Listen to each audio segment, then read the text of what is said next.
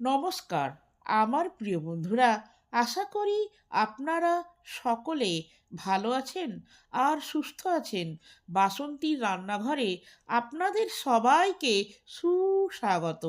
আজকের রেসিপি কমলা লেবু দিয়ে তৈরি সুমিষ্ট, নরম ও spongy cake without oven eggless. এই কেকটা আমি তৈরি করেছি গ্যাস ওভেনে। এই ভিডিওটি সম্পূর্ণ দেখা আর আমার চ্যানেলটিকে সাবস্ক্রাইব করার অনুরোধ রইল। অরেঞ্জ কেক বানানোর জন্য যে উপকরণগুলো লাগবে সেগুলি হলো 2টি অরেঞ্জ, কেকের জন্য যে কাপ মাপে ময়দা লাগবে সেই কাপের হাফ কাপ অরেঞ্জ জুস লাগবে। 1 কাপ ময়দা নিয়েছি, ওজনে আছে 250 গ্রাম। এই কাপের হাফ কাপ চিনি, সেটাকে গুঁড়ো করে নিয়েছি। আর আছে 2 টেবিল চামচ মিল্ক পাউডার, 1/4 কাপ সাদা তেল। আপনারা ঘি অথবা বাটার যে কোনো খুশি ব্যবহার করতে পারেন। এই অরেঞ্জগুলো ভালো করে পরিষ্কার করে ধোয়া আছে। আমি এই কেকটায় কোনো রকম ভ্যানিলা সেন্ট বা কিছুই ব্যবহার করব না। একটা সুন্দর অরেঞ্জ ফ্লেভার আনার জন্য এই অরেঞ্জের স্কিনটাকে কিছুটা গ্রেট করে নেব। হালকা করে গ্রেট করবেন, এই সাদা অংশটা যাতে না যায়। 1 টিস্পুন এই অরেঞ্জ জেট লাগবে। এইভাবে অরেঞ্জ জেটটা বার করে নেব। এবার লেবুটাকে মাঝ বরাবর 2 টুকরো করে নেব।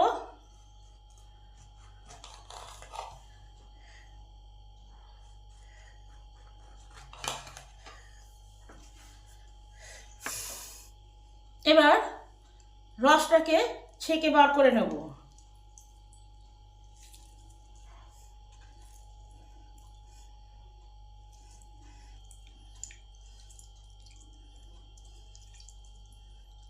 হাফ কাপ অরেঞ্জ জুস বেরিয়ে গেছে। হাফ কাপ অরেঞ্জ জুসের সাথে হাফ কাপ গরম দুধ মিশিয়ে দিলাম, তাহলে এটা বাটার মিল্ক হয়ে যাবে।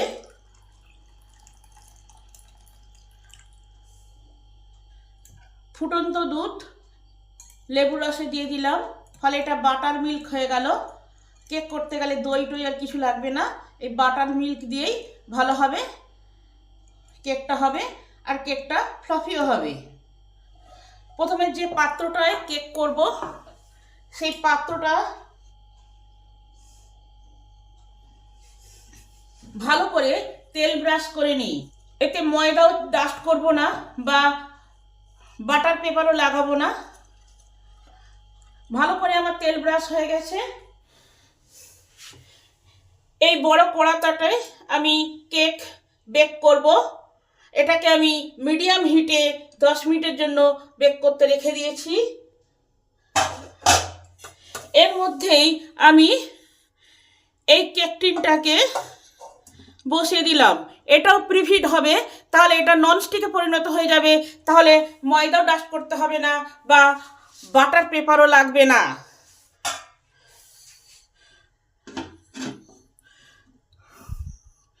এটা চাপা থাক। এবার butter milk with orange juice দিয়ে দিলাম, তার সঙ্গে তেলটা দিয়ে দিলাম, চিনি পাউডারটা দিয়ে দিলাম। নর্মাল চিনিকে মিক্সিতে একবার ঘুরিয়ে নিলেই হবে। এবার এগুলো ভালো করে জাস্ট মিশিয়ে নেব।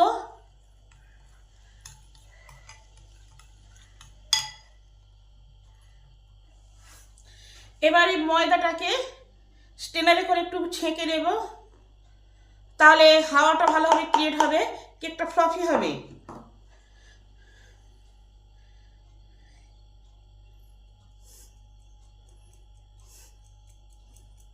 এর সাথে পাউডার দুধটাও দিয়ে দেবো। এই দুধটা দিলে কেকটা যেমন খেতে সুস্বাদু হবে, সেরকম কেকের যে একটা কালার, সেই কালারটা ভালো হবে।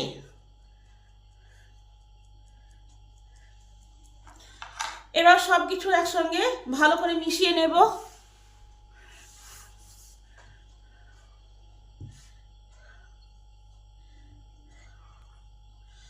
ভালো করে মিশাতে হবে, কোনো বাবলস না থাকে, যেন ব্যাটারটা স্মুথলি হয়।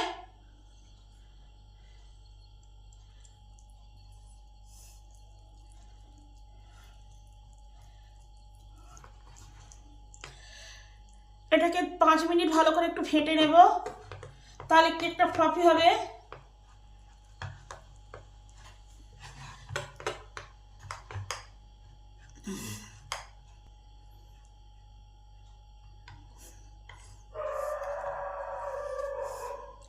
ব্যাটারটা ঠিক এইরকম হবে, এর থেকে গাঢ়ও হবে না আর এর থেকে পাতলাও হবে না। এবার 1 কাপ অর্থাৎ 250 গ্রাম ময়দার জন্য 1 টেবিল চামচ বেকিং পাউডার লাগবে, সেটা দিয়ে দিলাম। তার সঙ্গে লেবুর জেটটা দিয়ে দিলাম।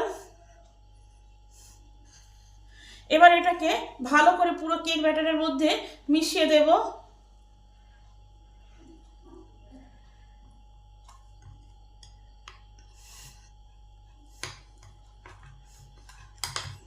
এক মিনিট ভালো করে ফেটে নেব, যাতে বেকিং পাউডারটা পুরো ব্যাটারের মধ্যে ভালো করে মিশে যায়। ব্যাটারটা আমার ঠিক হয়ে গেছে। এবার আসুন কেক মোল্ডে বসাই।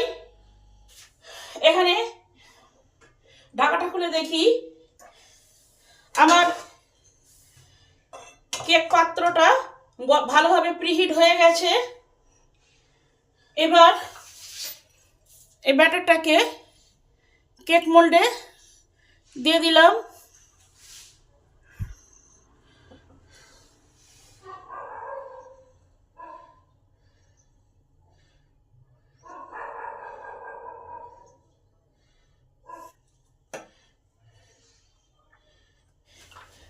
এবার কেক টিনটাকে একটু ট্যাপ ট্যাপ করে নেব, যদি কোথাও ফাঁকা থাকে তাহলে সেই গ্যাপটা পূরণ হয়ে যাবে।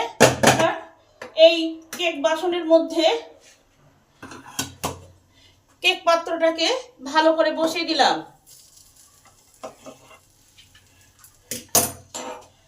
এখন 5 মিনিট মিডিয়াম হিটে রাখবো, তারপর 40 মিনিটের জন্য সিমে রেখে দেব।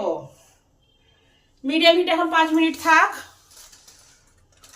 5 মিনিট হয়ে গেছে। এবারে আমি 40 মিনিটের জন্য সিমে করে দিলাম গ্যাসটাকে। 45 মিনিট পর ঢাকাটা খুলে দেখি কি অবস্থা।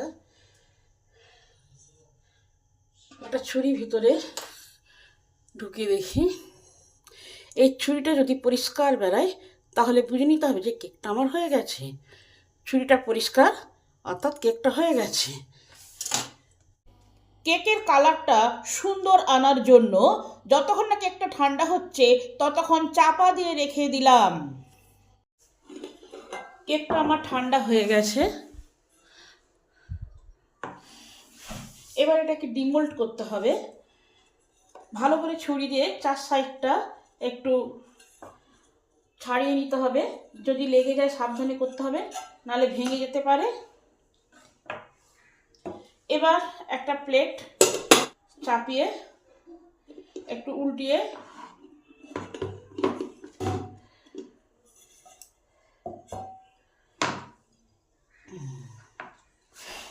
কেকটা কত সুন্দর কালার হয়েছে। আপনারাও বাড়িতে এইভাবে কমলালেবুর কেক বানিয়ে দেখবেন।